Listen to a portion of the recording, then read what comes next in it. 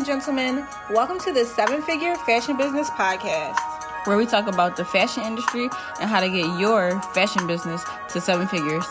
From manufacturing strategies, cut and sew designers, to fashion hot topics and the latest fashion trends, I'm your host, Monica Monique. And I'm your host, XYZeee. And let's jump into today's episode. And let's try this again. We had a good episode. All right. So I'm reading this book. I'm gonna say this begrudgingly now. Do you ever order the day calendar? Do I ever look at it? Do you have one? Word of the day? Mm-hmm. I used to. Yeah. What's the word of the day? Begrudgingly. What does it mean? Let me look it up. Begrudgingly. Definition. Begrudgingly. It says reluctantly or resentful. He somewhat begrudgingly accepted a reduced role for the better of the team, begrudgingly. So just now I said I'm going to start this episode over begrudgingly. That means reluctantly or resentful, because I resent the fact that I have to start this over. At least it wasn't the whole episode full blown. Right, yes. So anyway. Into it. But we had a really good talk. And yeah. Let's talk about it again. Let's talk about it again. Yes, here we go. So I was reading this book.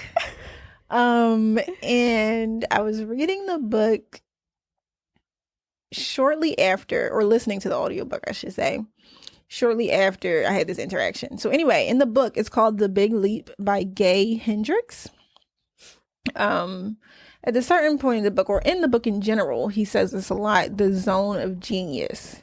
So the zone of genius, by definition, is the activities you most love to do that makes up your zone of genius. The ones where you get up in the morning and think, great, I'm doing X today. And ideally, in your work and business, these zone of genius activities are the ones which will bring in the most money for you and that don't feel like work. Mm-hmm. So for me, my zone of genius activities, I think, are making gowns. It doesn't feel like work for me. Mm-hmm. Making the pattern, picking out fabrics, sewing on the details, it doesn't feel like work. It feels like fun. Mm-hmm. It feels like art. It feels like I'm playing. Mm-hmm. I think that is my zone of genius. Even sketching it, in the creation process feels like fun. I want to see what this idea looks like before I produce it. All of these parts of the process are fun for me. Mm-hmm. What is not in my zone of genius is menswear, pants, zippers, alterations, just like all the other sewing things and design things that don't feel like fun for me. I do it, again, using the word of the day, begrudgingly, because clients pay me money. Yeah. So I do it, and while I can do it well, or in a precise manner, or professionally, it's still not something I enjoy doing. Mm-hmm. And I did it over the weekend, and I took this alteration order. No biggie, but I just kind of felt like the whole time I was just not inspired. Mm-hmm. I was annoyed a little bit because it was a last minute rush order for an alteration that I did not feel like doing. Yeah. But at the same time, I knew, such and such wanted to borrow money for whatever, or a family member asked for money for this. So if I take this order, at least it'll pay for that. Yeah. So I did it begrudgingly, but I don't know. I just really don't want to do things that I don't want to do anymore. Yeah. So how did it go though with the customer? Was it a good order, or did the customer get on your nerves, or like? The customer got on my nerves. The customer didn't get on my nerves. That's a lie. the customer didn't wear it to the event they said they were going to wear it to. Mm-hmm. So it was a waste of my time. Okay. To me, I still got paid and got tipped, and it was great. But they didn't end up wearing the outfit the next day, which is why they needed it for the rush order. Maybe they lied. So it irked me. Maybe they did, but it just annoyed me because I just didn't feel like doing it. But neither here nor there. You get money, go to sleep. Yeah. It just took energy out of me, I think. I need more. I need to do more of what I love. Yeah. I need to start saying no a lot more. But then the bills don't say no. Right. The bills don't stop coming. So I think that's really what it is too. Is like I say no to a lot of things. Mm-hmm. It's crazy because I feel like I say no so much, mm-hmm. but clearly not enough. Yeah. Because every once in a while there are a couple things that. Mm-hmm. And keep in mind, I'm very blessed. I'm very grateful for the life I have. I work for myself. So there's really very few complaints that I have. Yes. And I'm sure a lot of people are working jobs that they don't like every single day. Me. Right. Yes. So I shouldn't complain. Yes. But it's still like, when you get to a certain point, you do have to say no to certain things. You do have to practice that muscle. Yes. So I think I'm still kind of working on that. But you had brought up a post that I feel like was really. I feel like, so this designer, mm-hmm. she said that she does not accept orders on looks that are outside of her skill set. Mm-hmm. And I screenshotted it and saved it, and it really stuck out to me, mm-hmm. because it's something I already knew. Mm-hmm. But maybe I knew it, but just didn't remember. Did she say what her skill set is? No, she didn't say what her skill set was. What were the other things? But her things on her page is gowns, prom stuff, and stuff. Oh, okay. So people know that we know how to sew. Mm-hmm. And think that we just want to. Remember when a guy walked up to me and was like, "Oh my God, can you hit my pants? It's an emergency," or whatever. Mm-hmm. I don't want to do that. Mm-hmm. But it was like, okay. Whatever. Quick little $30. Right. I need it. I could do it. Right. But I don't want to do that. I want to make gowns and stuff. So people know that we know how to make gowns and just think like, since you know how to do this. Right. Somebody asked me just this morning, actually. They sent me a video of a guy making a puffer jacket, like a Louis Vuitton puffer jacket. Well, a jacket out of Louis Vuitton, let's say scarves and robes, mm-hmm. and making a puffer jacket out of the fabric, cutting up the fabric, stuffing it, making a jacket. And then they said, "Can you make this for me?" Mm-hmm. No, I think you should go to him mm-hmm. and contact him and see what his price is. This is his specialty. Yeah. It's like, oh, but how much would it cost for you to make this for me? I was like, to be honest, it would cost around like $2,000 to $3,000 because I would pay somebody else to do it. You said that to them? Yes. They didn't reply. Because it's really just not something I want to do. It's mm-hmm. not. I would consider that out of my skill set. Like, I don't make puffer jackets. I probably could. Mm-hmm. But I don't, and I wouldn't want to. Mm-hmm. And it's something that I would do, again, word of the day, begrudgingly. Mm-hmm. So, you were going to say the other things that she said? Yeah. She says no to? So her reasoning for, the reason why she says she don't do looks outside her skill set is different from yours. But she said, "I'm just learning to sew. I can customize stuff I make, but I won't sell you a dream. I'm not a designer that can just make anything yet, so I prefer to stick to my skill set." Mm-hmm. That's I love that. Yeah. She said, she says she does not remake others' works. Work for free or exposure. Partial payment. Customers that want to pay at a later date. Looks that's outside of my skill set, and people asking for discounts. Mm-hmm. And should I read all her reasons? She listed reasons. Mm-hmm. Other than that one? No, it's okay. Okay. So I think that we just have to say no. Yeah, of course. But I've been saying that for how long? It's all about. I think as an artist, I always say this, as an artist in general, whatever art you do, you have to say no. Yeah. I think there's a season for saying yes to everything, and there's a season for saying no to everything. Okay. I think you had to say yes to everything first, so you can build up that muscle of whatever your artistry is. Yeah. Whether it's cooking, painting, interior design, whatever. And you have definitely built. Child, more than past it. Yes. I said enough yeses for one lifetime. So totally understand why you said yes before. Totally understand. Yeah. I think that's what I'm struggling with, though. You know how you said you only took it because how the bill's gonna get paid. I'm struggling with that, but in a different way. Like, I'm working a real 9-to-5 job, and that takes up majority of my time, majority of my day. And by the time I want to get home, it's like I have to do other things that's put in. I don't know. I have to do other things that's more important than sewing. So like I'll have to wash the clothes. I'll have to make dinner. I have to clean the dishes, do the laundry, go shopping. Why do you think that's more important than sewing? Because it's my environment, my mental. And ain't that somebody else that can do all that? When those things don't get done, everything in life is just messed up.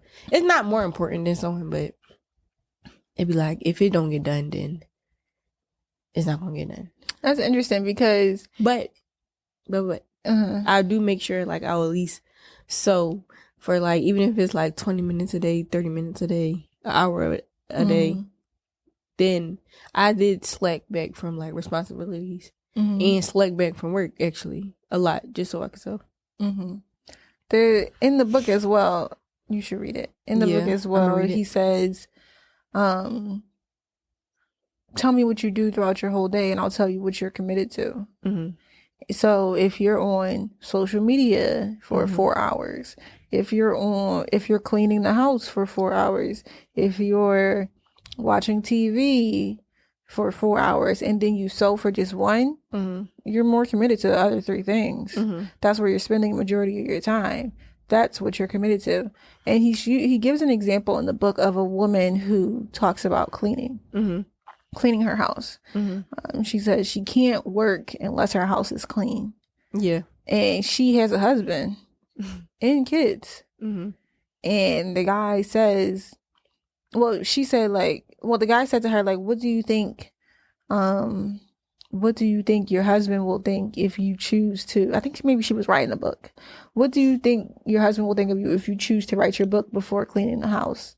And she was like, well, maybe he'll think that I'm a bad wife or a bad mother, or that I leave the house a mess, or maybe he'll do this or do that or whatever.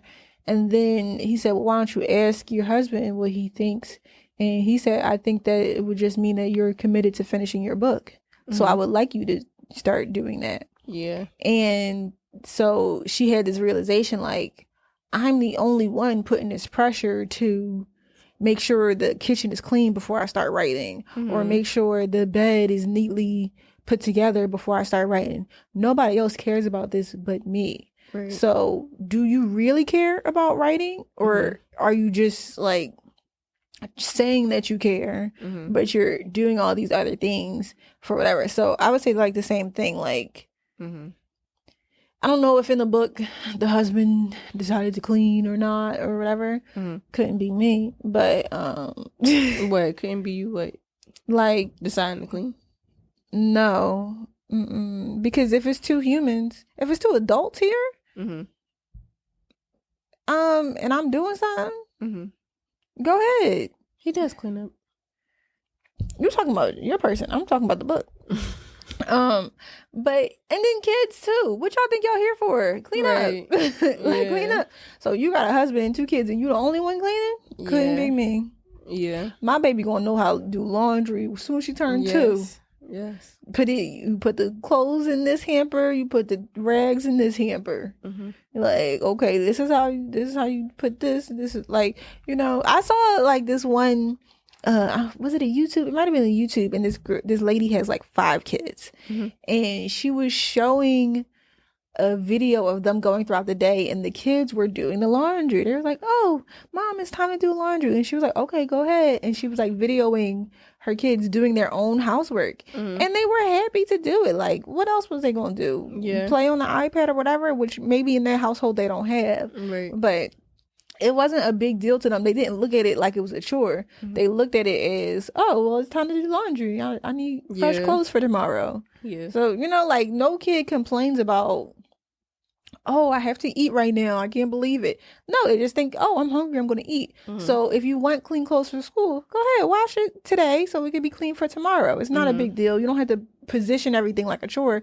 Same thing with adult men husbands. Like, if you want a clean kitchen or you want to be able to eat or whatever, like, you should be able to live in a clean house. And I think that women do way too much. I really do. I really think women do way too much.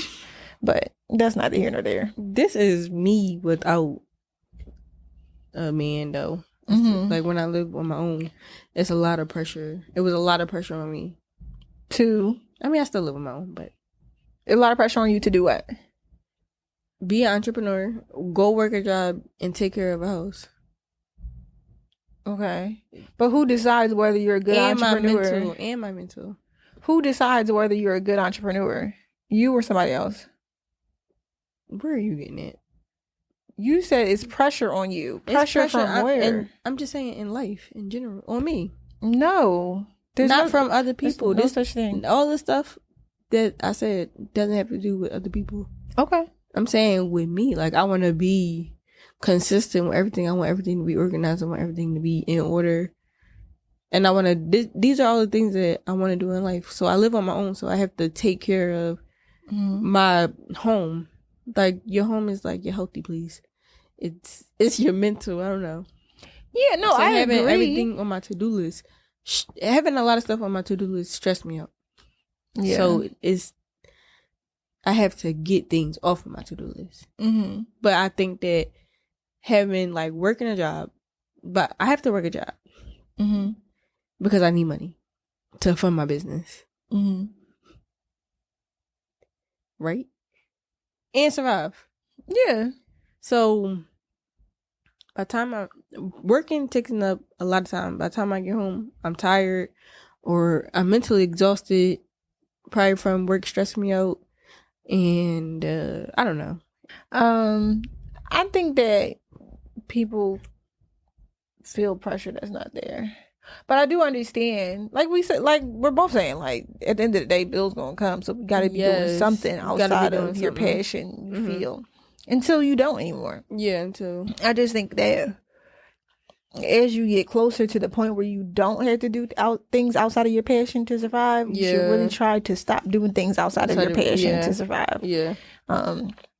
And I think I'm at the point where I can stop doing things outside of my passion to survive. And I need to stop saying yes to things outside I feel like you've been, from the outside looking in, always like being there and working with you, watching you work. I feel like you should have been said no a long time ago.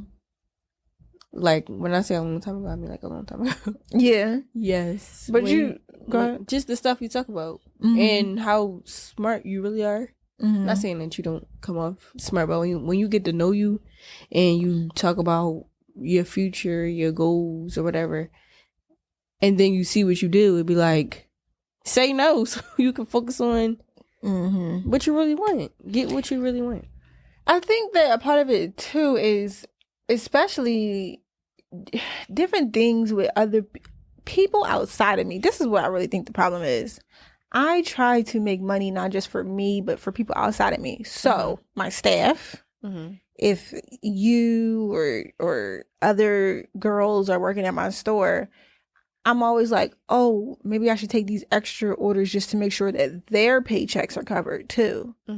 And then if it's not staff, it's family members or people outside of me. Like, oh, maybe I should take these extra orders so that I can give money to this person or that money or that person. I think if it was just me in life, then I probably would be like, okay, I'm going to be consistent and say no to anything that's outside of my zone of genius. Yeah. But I think because a part of me is always worried about outside people, that I'm always like trying to make sure that I make a little bit more than what I need for the other people. Yeah. Which is, I think, hindering my growth. Yeah.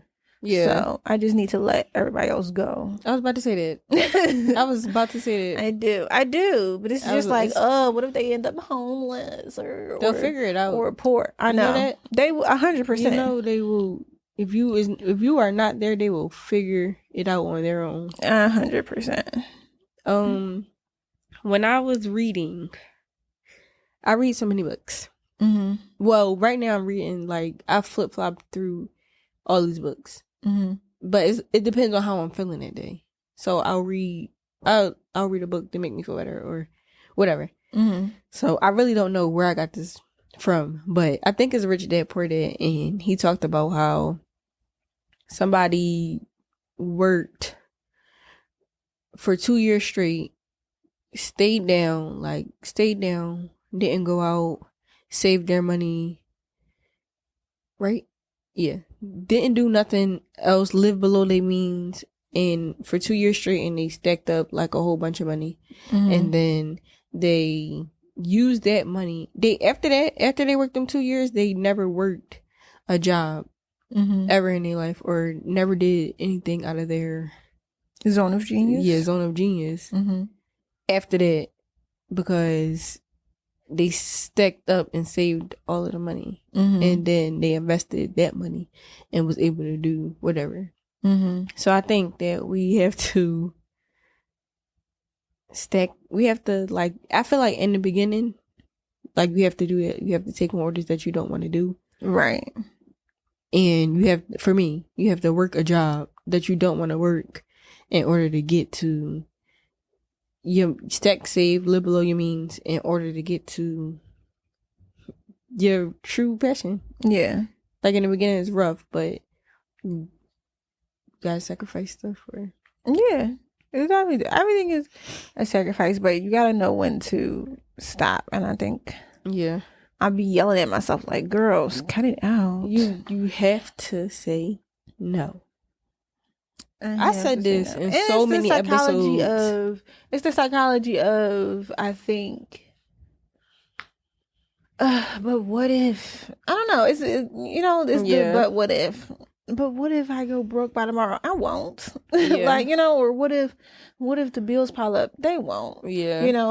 But it's still like, there is another book, I guess we both read too many books. We can never think at this point which book it was from. Yes. But there's a book where it says, if you keep saying yes to... we have to say no. You keep saying yes to opportunities that you said yes to when you were broke. You'll always stay in that mindset. Okay. You have to, like, would a rich person say yes to this opportunity? If not, then you should say no to this opportunity. Like, you need to grow past who you were. Yeah. And you're letting the old you stay in this mindset. Yeah. Especially, like, and again, of course, this always can be influenced by the people you're around too, because a broke person would be like, oh, why don't you take that order? That's money. Yeah. But a rich person would be like, girl, you wasting your time taking that order. It's a bigger bag over here. Yeah. So you gotta really do things for the person you're becoming. Yeah. And stop thinking in your old habits. Yeah. This week I said no to 2 orders. Yeah. Well, one of them I took. But I have to refund her money. Okay. She bought that dress, and then she texted me and she said, hey, like, I changed my mind. I want something else. And she sent me a design that's out of your skill set. Yes, out of my skill set. And I started to take it because I said, oh, I need this money. Then I had to be realistic with myself, and I said, I don't want to do this. I don't want to make other designers designs. Right. Then once I make this for you, you gonna tell this person I made this. You gonna bring you. I'm attracting the wrong crowd. Right. If I take this order, So I say I'm gonna refund it. Right. And I'm like, I'm proud that I did it because it was just gonna be a problem. Yeah. And then another person, she wanted me to rush her order to her by Wednesday. Mm-hmm. The old me would have took it. Right. But me, the new me, is like, oh, Yeah. That's impossible. It's so impossible. That rush order that I took last weekend or 2 weeks ago for the twins, that was the perfect rush order. Yeah. It was, they ordered from my website. Yeah. Followed the rules. Yeah. Paid a rush order fee. Mm-hmm. Created the opportunity for me to hire or give my 2 seamstresses extra money because it was in the price range of what I expect my customers to pay. It was easy. Yes. It was within all of our skill sets. Yes. And it was easy. They took the order. They got the gowns. They fit perfectly. Mm-hmm. They sent videos and pictures of them at their birthday party, and it was just really nice. Really nice. Beautiful experience, easy. Mm-hmm. And I need to attract more situations like that. Yeah. And I usually am. And you know what also, before we get into our topic, because we just be taking forever. Another thing. Our topic goes with. Yeah, it goes with this kind of. But what I was going to say was. Blah. Yeah, I'm trying to think what was I going to say. You need to attract. Yeah. This was what I was going to say. I got it. Mm-hmm.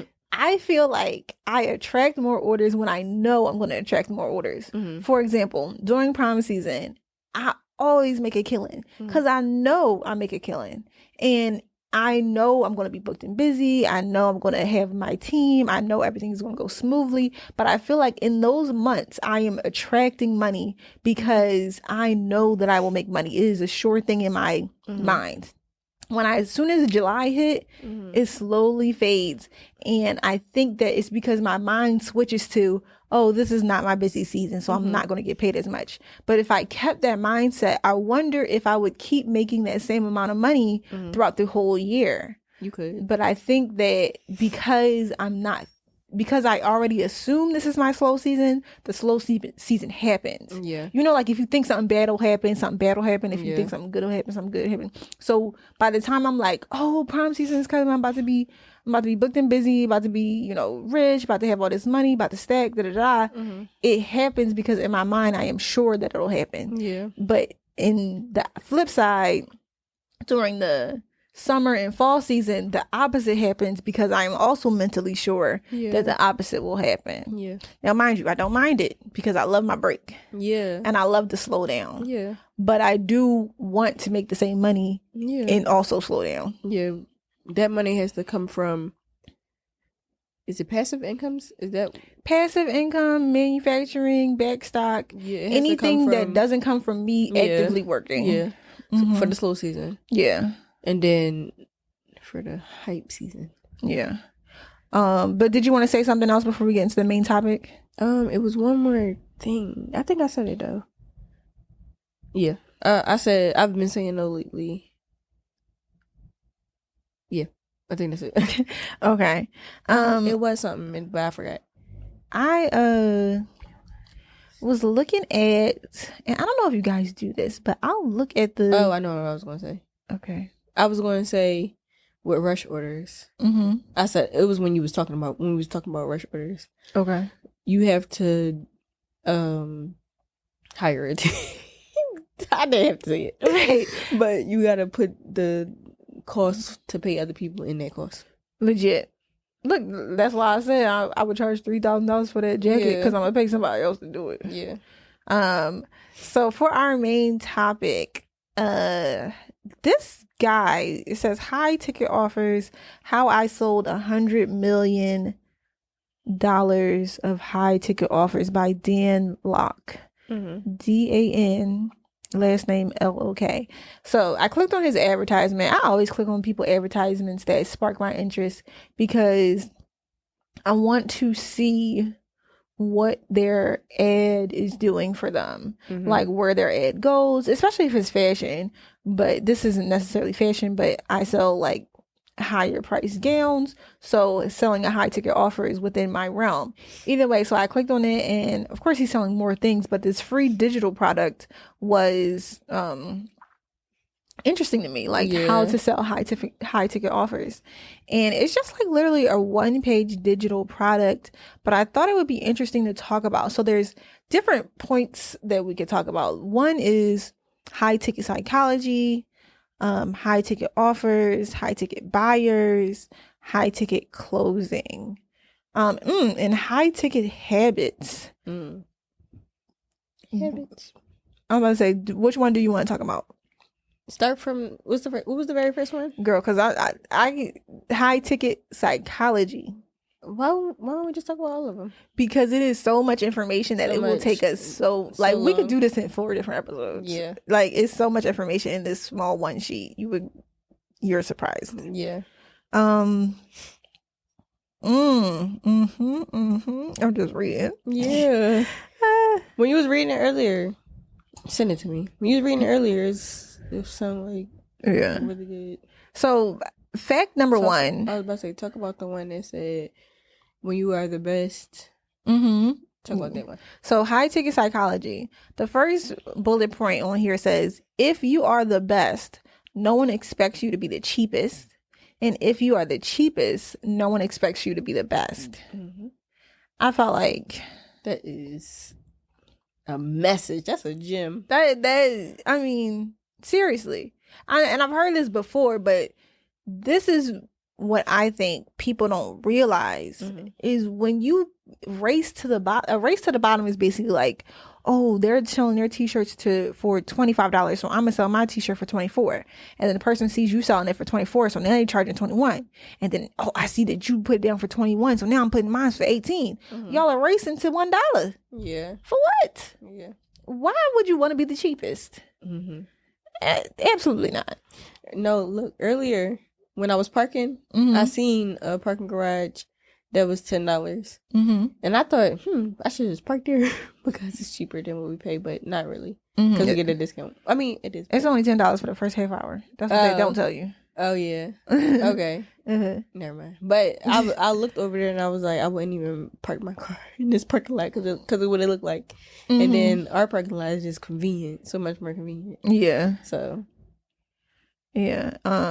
But I also think literally, if you are the cheapest, no one expects you to be the best. But if you are the best, no one expects you to be the cheapest. Oh, I wanted to say too, some of y'all designers that make clothes, do y'all ever try on clothes for the price that y'all selling it for? Ask yourself, have I ever tried on something that was $2,000, that was $4,000, that was $10,000? Because some of y'all really need to look at even something that was $500. When you go to a store, a business, and something is priced at $500, the quality of which it is made is not the same quality that y'all is selling y'all $500 pieces for. Y'all done lost your mind with some of this stuff y'all trying to sell to the public. I think y'all need to go to stores and try on things that is worth the same amount of money that you are charging your customers for your product. And you need to see what $500 quality looks like, $2,000 quality looks like, because it's a mess. All right, anyway. Next, to charge more, restrict supply, and drive up demand. What episode was it we was talking about? I don't know. It's a lot of episodes. I think we talked about it in designer red flags. Maybe. And I think I said you have to say no. Or what did I say? I said you have to be hard to reach as a designer. Yes, you did. When they say restrict supply and drive up demand, they mean say that it's only 2 of these or 10 of these. And if there is only 2 or 10 and a lot of people want it, that'll make the people who want it purchase it faster, or the people who are ready to purchase it, period. Because they know, oh, there's not going to be any more of this thing.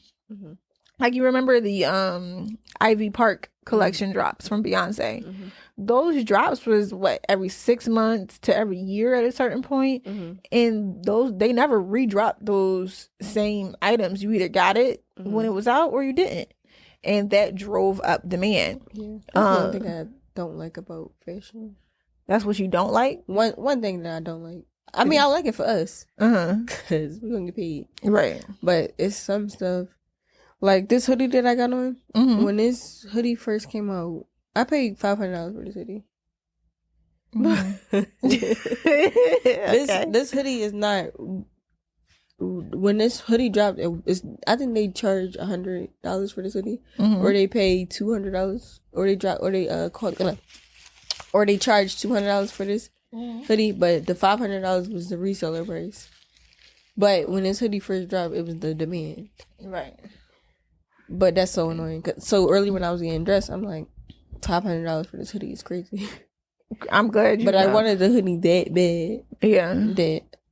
But when you do stuff like that, people just buy it and resell it. So you can't really get nothing for cheap no more. Yeah. I mean... Yeah, okay.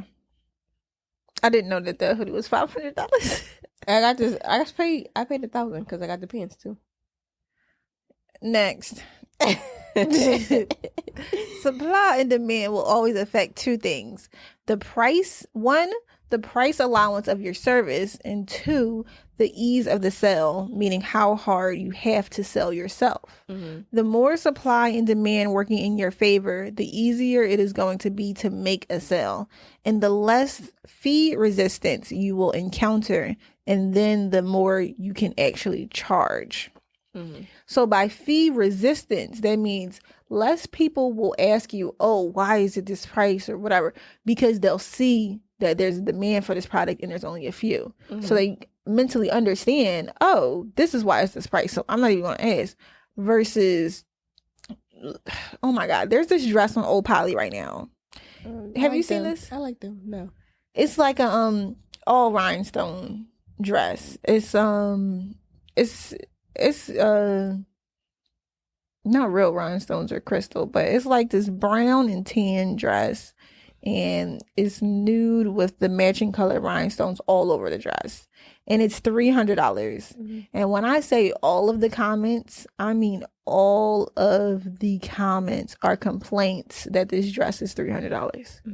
It looks like it would be worth much more, but because people don't associate Old Polly with dresses that are more than $100, the customers are all complaining. Okay. Like, why is this $300? I would buy it if it wasn't $300. Why is it so expensive? And plus, they know it's not limited amount of them. So there's no reason for the customer to think they deserve to pay this much for this item. Old Polly didn't market it as a limited collection. So the customers literally are all like, I'm not going to pay this much for an Old Polly dress. It's a beautiful dress. If it was on my website, it would be $900. Yeah. But it's your customer. I was about to say that's their customer if they have cheaper things. So they probably like, oh, $300. I think it wasn't positioned in the right way. It's a beautiful gown. It's a beautiful dress. I see it. Yeah, if you go on Old Polly, yeah, I'm gonna go. I like them though. Yeah, it's a beautiful dress, but their customers aren't used to that price, and Old Polly didn't market it in a way where it made them feel like they deserved or earned the right to charge that much. Not that it's a full dress, it's one piece. Oh, this? No, it's a gown. Oh, it's a gown. Oh, it's that as a gown. Yeah. Oh, yeah, this is nice. Of course, this should be more. Exactly. I look at it like that should be more. Yeah. Okay, yeah, of course. This is $300. But the comments are all complaints that that's so expensive. I was about to say, that's cheap for what it is. Yes, for Old Polly. Like, that's the right price for Old Polly. Crazy. All right, so the next bullet point says, people don't want something until they know they can't have it or other people want it as well. So I think that's the thing too, is like sometimes people Like, why did you buy that $500? Why did you buy that hoodie for $500 knowing that it was originally $200? I never Did knew. you see a whole bunch of people wearing it or talking about it? No. Actually, I didn't know what this clothing line was.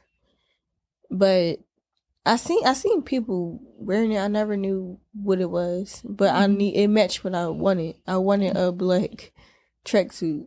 It was going with the vibe that I was going for. Okay. And it was for my birthday, so it was like, well, it's my birthday. Yeah. And I actually didn't pay for it. Some like two people paid for it. Okay. So another point says needy is creepy. Never appear desperate or needy for a sale. Okay. When you communicate in a manner where you can convey that you're always open for business to anyone, you look desperate, pathetic, and without standards. And it is unappealing because they don't feel like they are getting anything special. If you delay the sale, the more you delay the sale, the more anticipation you create. Okay. So that could be a bar too. If somebody's like, for example, I was on Poshmark, right? And this is a side note too. Well, all right, listen, I'll leave that side note for later. But I was on Poshmark, and on Poshmark, people make offers. And let's say you put an item for $900, and the person offers you $600, and you're like, oh well, no, I might take $800, and then they're like $650. And then you're like, oh, well, you know what? I'll take $750. Well, you're lowering your price. Like you must need this sale because you've already lowered it from $900 to $750 just because they're offering you $600. If they say $600 and then you say, actually it's $900. Yeah. And they say, oh, well, what about $700? And then you say, no, I'm actually selling this for $900. And then they say, what about $800? And you say, no, it's for $900. I'm sticking to the price. Then they have more respect for you. You don't look so desperate for the sale. You're not compromising your standards for this order or anything. I think that makes more sense. But again, if you're desperate for the sale, maybe you will take the $600 or $700. But I think you look better and more established as a designer, as a creator, as a salesperson if you just stick to your price. If you lower your sale or you're so desperate for the sale that you're compromising its worth, then I think that does look desperate. I think we said that in the designer red flags when it don't even have to be a designer, but when somebody is randomly doing like classes or or like I'm selling my manufacturer or like I'm selling my bundle vendor. We always say don't trust it because they just desperate. It's given they desperate for us. They need money. And don't trust it because whatever they teaching in that class is going to be fake. Or whatever manufacturer or hair vendor they selling is not going to be like a good one. They just put it together because they need money. Yeah. Sometimes people have good product, but I would never know because I don't be buying it. Yeah. I do my own research to find exactly what I need and then I do it and I find it. I think if it's a good product, it's not going to be plastered on social media for everybody. Right. I agree. It'll be for a select group of people, which makes it also look more established. Yeah. Bullet point number 7, who knows? If you call someone, you're the salesperson. If they call you, you're the expert. I'll repeat that. Okay. If you call someone, you're the salesperson. If they call you, you're the expert. So if somebody is calling you to ask you, oh, can you do this? Or somebody gave me your business card. They said you're the best at this. I want to know if I can have a consultation. You are already the expert in that area. Versus if you're reaching out to people, oh, I see you have a birthday coming up. I have a dress collection. You're trying to make a sale versus somebody coming to you for, oh, I heard you're the best at birthday dresses. I wanted to have a consultation. So wait for those opportunities to come to you. Like establish your zone of genius, establish your priority thing that you sell, what you're the best at. Post that, promote that, and people will start coming to you for that. stop trying so hard for outside business. And I know that's probably contradictory because you're like, oh, but I want to get sales. I want to make money from this or whatever. But the more you post your skill set, the more you post your work, the more you post your experience, the more people will come to you for it. Yeah. The next point. It doesn't take more effort to sell something at 10x the price. In some cases, it takes less effort. How do you feel about that? So basically saying to sell something for $1,000 takes just as much effort to sell something at $100. What? You don't 1,000%. I don't get it. If I'm trying to sell something for 10K, oh no, I don't. Okay, yeah, I know what you're saying now. I could sell something for 10K. It would take just as much effort to sell something for 10K as it takes to sell something for 1K. Yeah. Or for 100. Yeah. And that's why I constantly I'm telling people, like, I don't do small orders. Yeah. Because it also takes just as much time to make something that's $100 as it takes to make something for $1,000 or $10,000. So I might as well sell something that's 10K or 2,000 or 5,000 because it's going to take just as much time. Yeah. So that's what we're doing. Yeah. All price resistance is in the mind of the seller, not the buyer. So I think that that's trying to tell you that you're in control of how customers see you. Okay. So if you are having a lot of resistance from customers, it's because you are presenting yourself in a way that's creating a lot of resistance. Okay. I think I agree with that. Okay. Next bullet point. You can't expect others to invest in themselves through you at a level greater than you've invested in yourself. Now, this is what I was talking about when I said I think some of these designers need to try on pieces that are $500, $1,000, $2,000 before they price something at $2,000. Invest in an item of clothing that's $2,000 before you start selling something that's $2,000. Because you can't expect somebody else to invest in you money that you have not invested in yourself. Yeah. You know? Yeah. Have you ever invested the price that you charge for your pieces in a piece that you've bought? Similar to your work? No. This? That's a hoodie. That's not similar to your work. Not similar. So no. No. I've seen it. Have you tried it on in person? With you?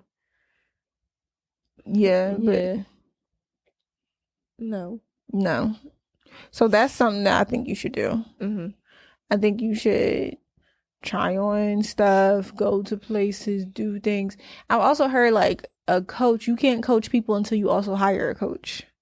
Like, how can you expect people to invest in you in a way that you haven't invested in yourself? Same thing. Next bullet point. Don't charge by the hour. Charge by the year. Whoa. That's a bar. That's what I said. Remember the episode? You said charge by the hour. I did all that math. That was about a year. No, and then you divided it all the way down to the month, to the hour, to the... Yeah, no. Charge by the year. Hourly? Wait. No. Let me hear this. Don't charge by the hour, but charge by the year. I took. Yeah, and then you divided it by the... So don't divide it. Whatever I went by the year and times that by the fabric cost and charge that much. No, charge by the year. How much you want to make a year? I don't know. 100K? Bigger than 100K. All right, charge that much. 100K for a dress? Yes. Done. Oh, that's what they saying. Yes. Oh wow. 100K. That's a good. I want to make way more than 100K, but yeah, 100K is the ideal. The less people have to do to get the results they want, the more they're willing to pay. I'm gonna repeat that. The less people have to do to get the results they want, the more they are willing to pay. So when I hear that, I think of people who get surgery. Oh. Like, versus going to the gym. Yeah. Like, you have to do a lot of work to get your dream body in the gym. Yes. Versus get a surgery, in and out, you got the body. Mm-hmm. They pay how much for these surgeries? I don't know. $10K and up. $10K, $20K. How much is a gym membership? Maybe $150 a year. Yeah. But take up your time. But the less people have how to long do, it take you to get your dream body? A year. Maybe a year. And how long it take you to get your body done? Well, what with recovery? With recovery, who knows? I wouldn't know that. I think maybe 2 months. Mm-hmm. But you got it already after the surgery. It's just painful. Yeah. From what I hear. The less people have to do, yeah, okay. So then the last one in this section is you don't talk to anybody until they know you're somebody. Mm-hmm. Persuasion is way more important in the sale. Mm-hmm. I don't understand that one. Yeah, I don't either. But the first half of that was you don't talk to anybody until they know you're somebody. So I'm guessing that kind of goes back to that bullet point where it says if you call somebody you're a salesperson, but when they call you, you're the expert. I think that's more of like when they call you. Okay. It's like, okay, they already value you more if they heard about you from somebody else. Okay. Versus you having to tell them who you are. Okay. But that's high ticket psychology. So that's that one little section. How do you feel about all those bullet points?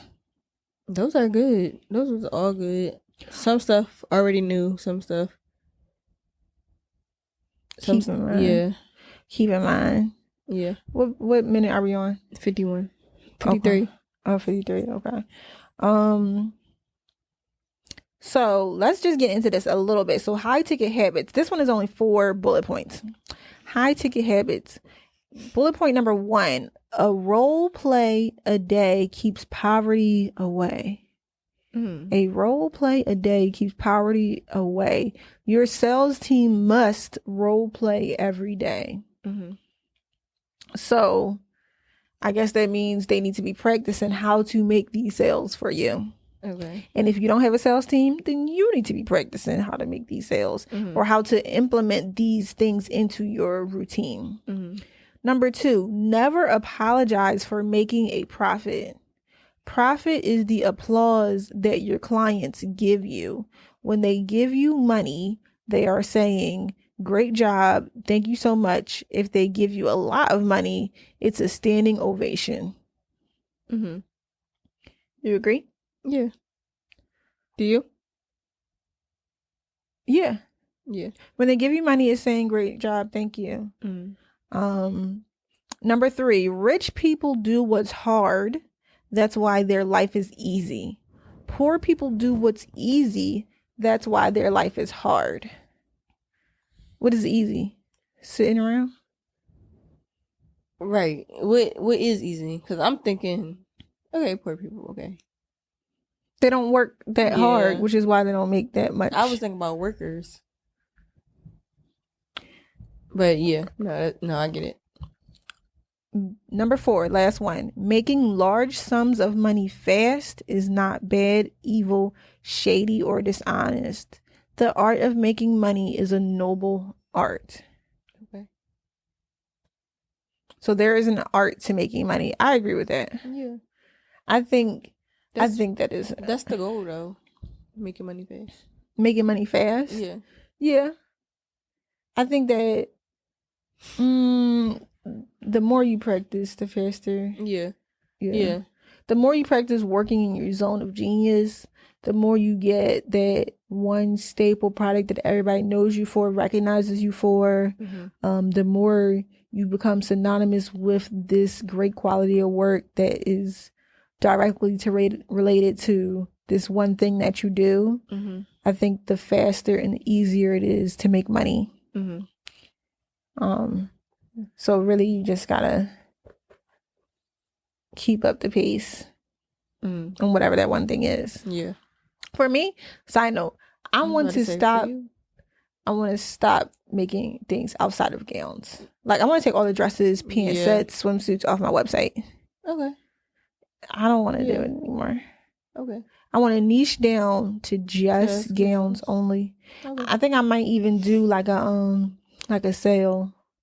Okay. Like up until 2024, you'll have dresses, short dresses, all these other things on my website. But after that, it's gonna be only gowns. Yeah. And accessories to gowns. So I'll keep the boob tape and the shapewear. Yeah. But I don't care about mini dresses. I don't care about skirts. I don't care about pants. A lot of people, well, not a lot of people, but some people will say, oh, you should offer a smaller or lower price item so that if they don't want to buy in at this rate, they could buy something at this rate. Yeah. You know, maybe somebody doesn't want to spend $1,500 or more on a gown. Yeah. Maybe they'll buy a $400 dress. Yeah, that's what I was thinking. That's what I always think too. Yeah. But do I care about the dress person? Do I want to be known for these dresses? I don't think I do. I think I'd rather be known for the gowns. Yeah. But yeah. Yeah. Remember I said I want to separate it though? Because my high price designs I want all together. And then I do want to be able to charge like $100 on stuff, $50 on stuff. But I need that to be a whole different collection, a whole different design. Yeah. Brand. A whole different brand. A whole different brand. I think I need to start a second website, but I have been needed to, just for Oxymoron Fashion House. Yeah. Just for all the clothing in that store. Because the clothing in the store is like between, like $35 and $135 or whatever. That needs to be its own separate house than just the Monica Monique brand. Yes. Separate. Yeah. Website wise. All right, guys. Peace out. Never give up. Say no. Oh, count your blessings before you count your money. Never give up. Always keep going. And bye. And bye.